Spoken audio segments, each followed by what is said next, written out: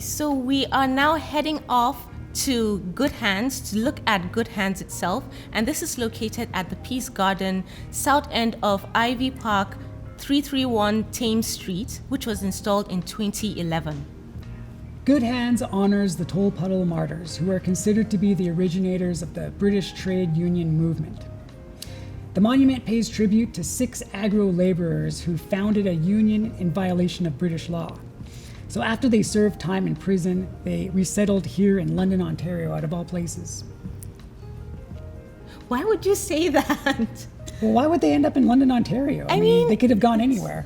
True, but they ended up in London, Ontario. Amazing. Well, who knows? Maybe they wanted to just live in another city that is named London. Yeah, maybe they were homesick, but they were obviously kicked out of London, so they had to get the next best thing. Yes, we are the next best thing. The artists who designed this sculpture are David Bobier and Leslie Putnam. Bobier has been working on a series of art projects over the years that have been based on hand imagery, and this comes from his experience of raising 2 deaf children. In an interview, Bobier said, and I quote, "In using sign language as communication, hands are integral.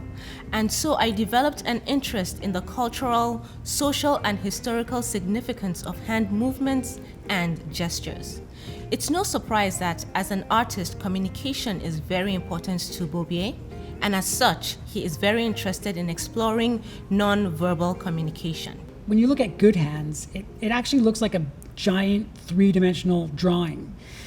But it also easily lends itself into abstraction, because unless we look at the artwork dead on, straight on, which is the hands, it looks very abstract.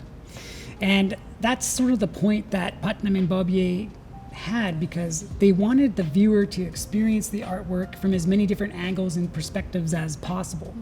So as you move around the object and as you experience it in different ways, the artists are actually inviting us to take our time with the actual process of apprehending what you see through space and time. So they really want you to slow down, essentially, which to me is what really interesting artwork does naturally. From a representational point of view, the 2 hands are both supporting each other, and this captures the essence of unions and collectivity. And easily this lends itself into the placement of its surroundings at Peace Gardens. There's a real connection with the artwork itself and its environment.